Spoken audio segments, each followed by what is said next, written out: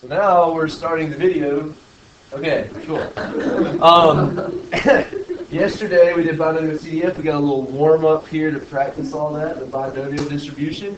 So let's refresh ourselves, and then we'll jump into a very simple and straightforward lesson. And I'm pretty sure it'll go great. Okay.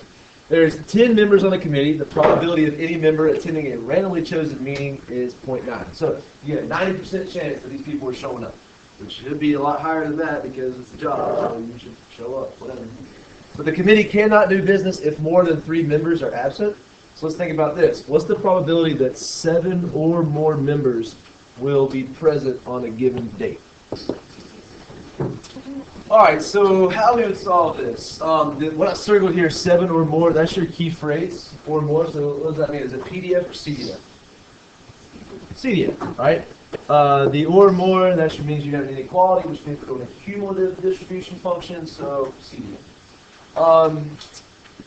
My question is, okay, next, we have to create an inequality, right? So what would the inequality be for 7 or more? It is greater than or equal to 7, right? 7 or more, 7, 8, 9, and 10. So greater than or equal to 7. But our calculator doesn't like that, right? So how do I rewrite that so I can have a number that my calculator can put in? 1 minus the probability x is 6. Good. So it's going to be 1 minus and then 1 minus here. So instead of 7, we do 6.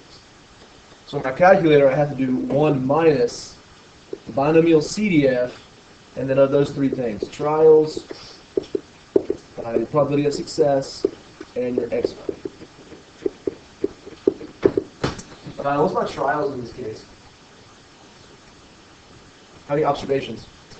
You got 10 members, and the probability of them showing up is 0.9, and the x value is going to be whatever is beside your less than or equal to 7, so 6. Okay. I would probably assume this would be a pretty high probability, since 7 or more, and there's a 90% chance that, yeah, this should be pretty high. What you get? Yeah, cool.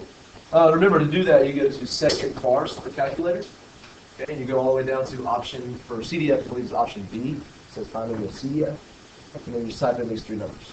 Okay? Any questions there? All right. What about the next one? We got a drug company claims that their new flu vaccine cures 92% of patients. So what that means is we have a probability of success, okay, of 0.92. Okay, and the probability of success in this problem means like the probability that you're going to be cured, that you're going to be healthy. Okay, so we're going to make sure that that corresponds to their x values. Keep that in mind. All right, it says, what is the probability that a family of 5 people who take the vaccine, that none of them are going to get the flu? So is that PDF or CDF? We're talking about exactly none of them. PDF, okay? All right. We're doing PDF. We don't have to worry about no like inequality or anything. We just got to type in the 3 numbers for our trials, for our probability of success, and our x value. All right, what's my trials here? 5. I got 5 people, 5 observations that we're looking at. My probability of success, I've already stated, was 0.92. What's my x value? If the probability of success corresponds to those that are healthy. If none of them get the flu, how many are healthy? 5. Yeah, that's the only time that really you got to be careful. This is the opposite. This is saying that if nobody gets the flu, then 5 people are healthy. If it says everybody gets the flu, then it'll be 0, right? Any questions on that? Does that make sense why you had to write it that way? What did we get when we did that? Like 0.6 something.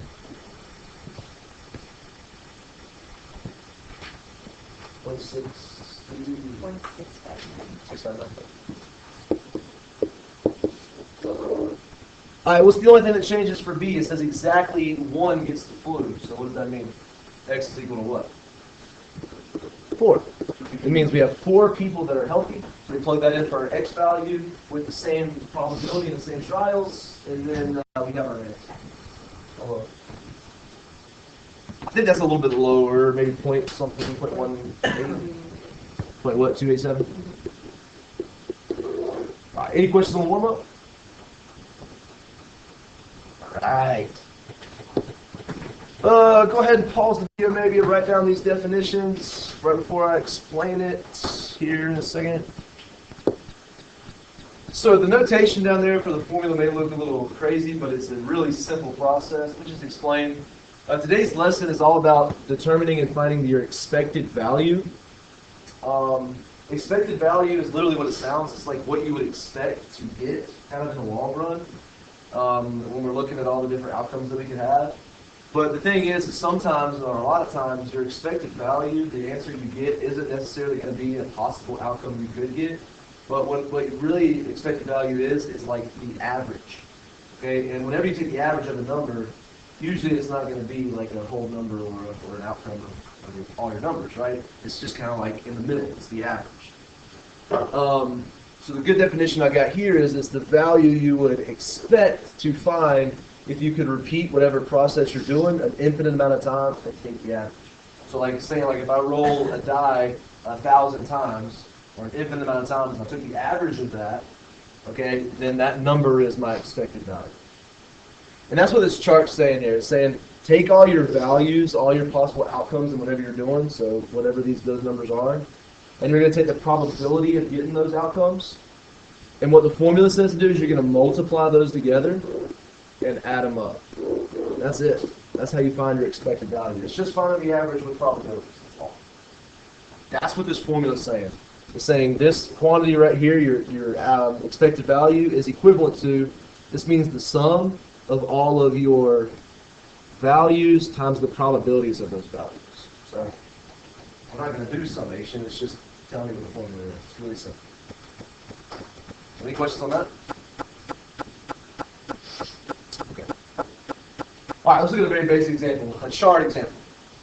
Pretty good one here. It says, consider the following table. This is telling you all of your possible outcomes with sales commissions. So like whatever company you're working at, you have 4 different options here for sales commissions. You either get $30,000, $40,000, $50,000, or $60,000. And it's telling you the probabilities of getting those commissions over here to the right. Okay, now it says how much would you expect to earn on average? So there's your key words there. Average, expect, that kind of stuff. I just want to know your average of those values after working there for several years. This is the same as how much the average employee makes. Okay, real simple. All you got to do is just take each of your values, multiply it by your probabilities, and add it together. And that is your average value, or your expected value. So 30,000 times 0.30 plus 40,000 times 0.25 plus 50,000 times 0.25, and then plus 60,000 times 0.2. And that's it. I don't have those answers, so if somebody could kind of be doing this with me, that'd be great. But that's all you got to do. Multiply them together and add them. Just make sure your parentheses are right. But if you write your work down at least right, that's almost all of it.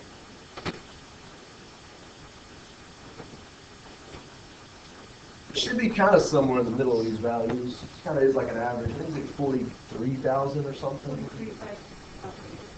43,500. Okay. So that's kind of like your average value, your average commission, what you expect to get. Questions on that?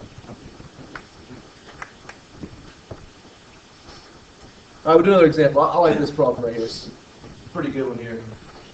It says a multi-level marketing campaign advertises that you have the potential to make a 7-digit salary working for their company. So you can make $1 million. But in actuality, the salaries break down like this. Okay? Yeah, you could make $1 million, but you only got a 1% chance of that, probably even less than that. But really, you got like an 80% chance of making $500. Right? It's a very crazy, tilted there company. All right? So let's figure out really what the average employee is making. They're probably not going to be making $1 million. It's probably going to be a lot less than that. So again, do exactly what we did before. Value times probability, and then add them all up. So as I'm writing, maybe you're typing. I don't know.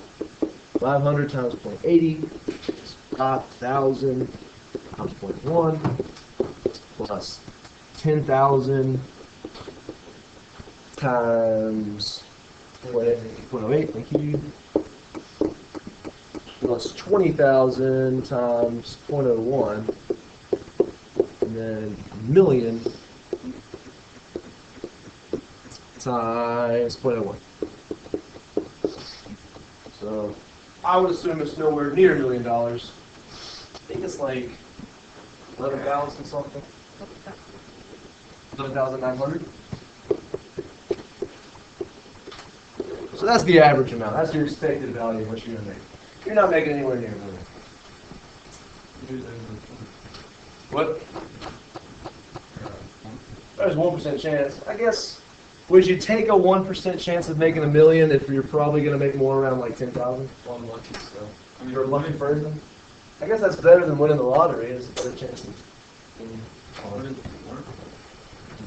Depends on the work. Well, looks like we're stacking bowls. yeah, it looks like some type of Tupperware company, maybe.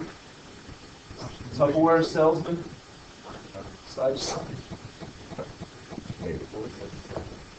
All right, now those chart examples, like those are good problems, but I'm going to need you to be able to like create the chart and then do the problem. This is more of what you're going to see on the test. Okay, something like this, and we'll do a couple of these. Really, I'm not going to do all the examples. We'll call it a day. It says consider a weighted die. Last class I thought I was saying weighted die. Weighted die. Read the paper.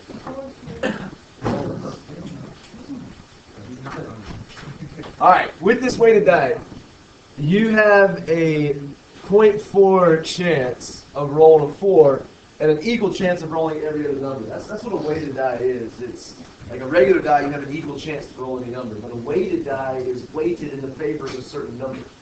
So like you see like people cheating in these die games or whatever, they're cheating and they make it a little bit more of a probability of some rolls for something they want. Right? Probably should pause the video. So in order to do these problems, we're going to have to create the chart that we had in the last few problems. Okay? So let's do that. That's how I would do it. I always put the values on top. I call those x, and I always put the probability of getting those values, phi of x, on bottom. Okay, now we're rolling a die here. So what are all the possible numbers we can get? What are all the possible outcomes? 1 through 6. Okay.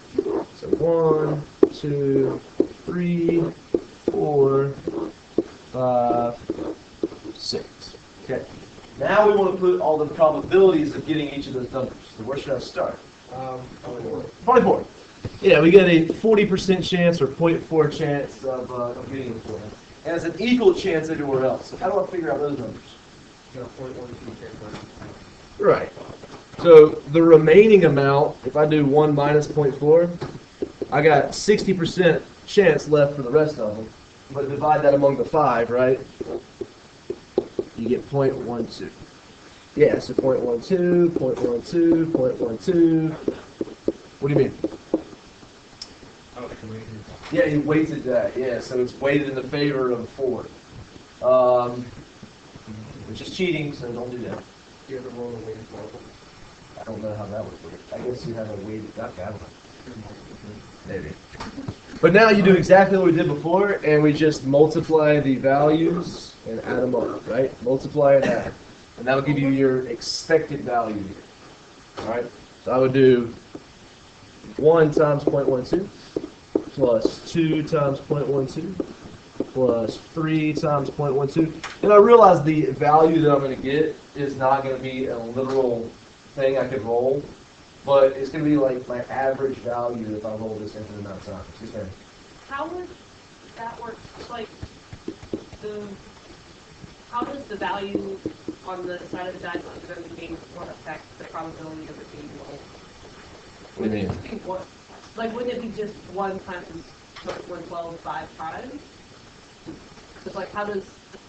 Well, like, I mean, I'm talking about, like, when I'm talking about the expected value, I mean, like, the different values you could have are 1 through 6. So, I mean, I have an equal chance for each. I don't want to do 0.1 times 2 5 times. I mean, Like, if it's a number 6, why is it 6? It's just one side, so it's like you have the numbers 1 through 6, but it's all just one side of the dice. So like Oh, but if I'm actually talking about an actual value, though, I mean, yeah, one side of the die is the number 6 on it. That represents one of my specific values, and that's just kind of what it is. I mean, Oh, we cracked the code. Well, no, Math. well, hold on one second. Let me finish writing that fast. So 5 times 0.12 plus 6 times 0.12. So okay, yeah. Are we kind of maybe like, I mean, like all the possible values I can get is either a 1, a 2, a 3, a 4, a 5, or a 6. These are the probabilities of getting each of those numbers. Yeah, I mean, like you have equal chances of getting a 1, 2, 3, or 5 or whatever, but yeah, I mean, a greater probability for getting a 4. But my expected value is just the average value that I would get if I rolled as much times. I get it. That makes sense. Yeah. If the size of the floor is weighted, means that most sites to put it on the bottom. Well, it's weighted in a way. Maybe it's weighted in a way. Yeah, y'all ask some crazy No, it's questions. weighted on the opposite side. It's weighted on the opposite side. Favor for it. I guess technically that would. Well, I'm not getting into that right now. But But that means it would lessen the chance of whatever the number was on the opposite side. which is 2. We're not getting into that. What's the answer here? 0.00. 3.64. 3.64. It makes sense that it's closer to 4. Okay, so it's around 3 or 4 is your expected value. Maybe that wasn't the best example to start off with, but does that make a little bit of sense? I like this next example. I think this one's a little bit clearer. I only got, let's see, I got 2 more that I want to do. Okay. You have 11 coins in your pocket. All right, one's a $50, 2 are quarters, 3's dimes, 4 nickels, and 1 penny. I want to know what the expected value of pulling 1 coin. I realize the value we're going to get is not going to be a literal value of one of my coins, but it's going to be kind of like the average. That's what we're looking at. The expected value, what I need to do is I need to list out all of my different values and all the probabilities of getting those values.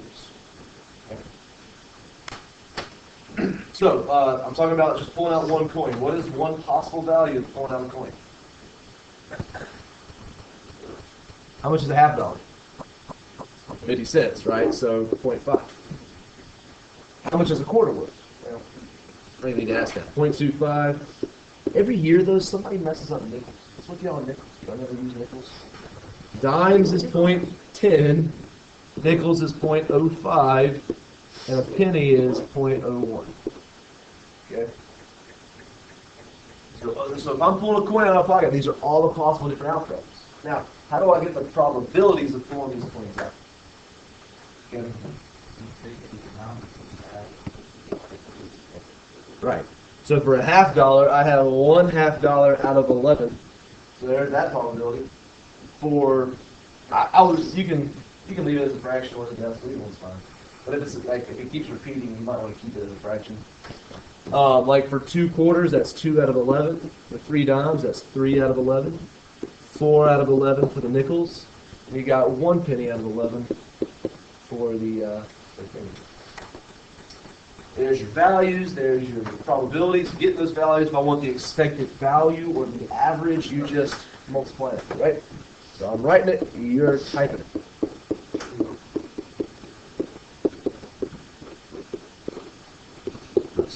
One times 3 11s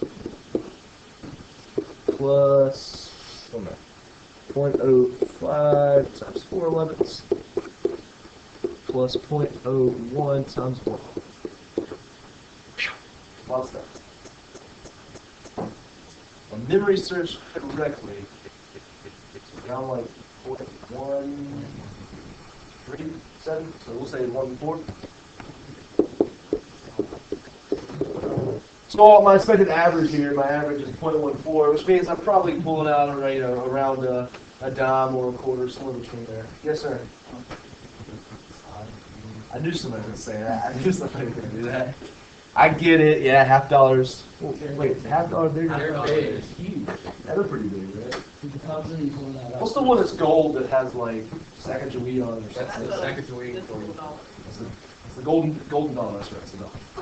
Yeah. Whatever it is. All right. Questions on that? Okay. I got one more problem I want to do with you, and it's actually one that's not on your paper. So You can scratch out the one at the top right if you want to. This is the last kind of problem I want to do. So everything else we're not doing? I don't know. I'm saying.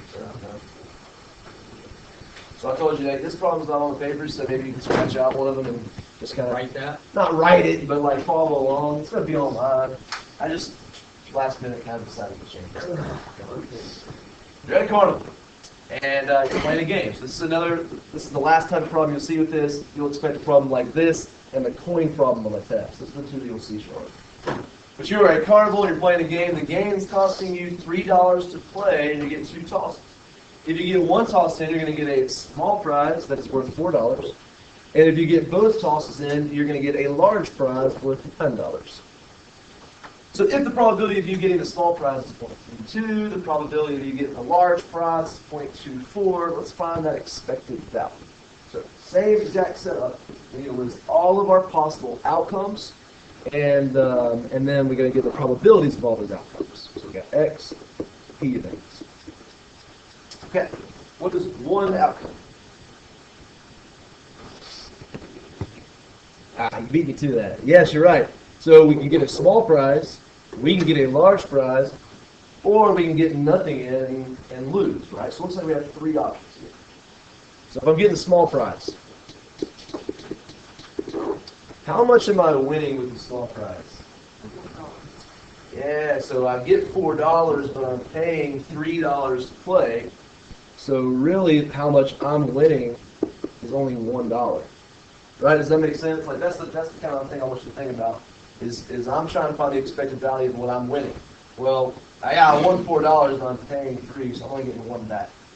That makes sense? So also, I can get a large prize, which is worth $9, but how much am I really gaining? Yeah, it cost me 3 to play, so I'm getting $6. 1 and 6. And then it was already said, another option, a final option, is that I can also lose. It didn't say it in the problem, but if you think about it, it's telling us that the probability for a small prize is 0.32, and that the probability for the big prize is 0.24. Does that add up to 100%? That adds up to 0.54. So that means the remaining probability is 0.44 here, or sorry, 0.46.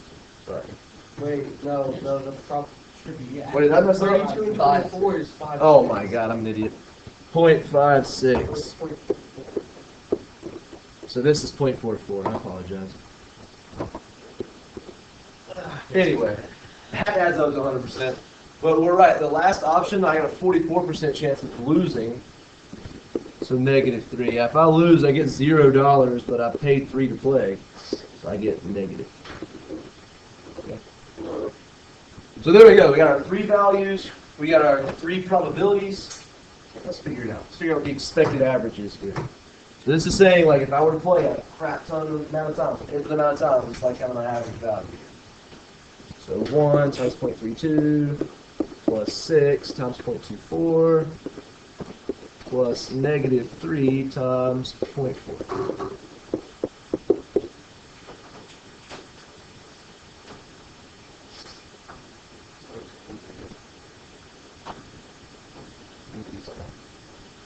What does that equal? Point what? 0.44? Cool. So it is so in the long run, I'm coming out on top of 44 cents. So I think a follow-up question I could ask is, would you play this game?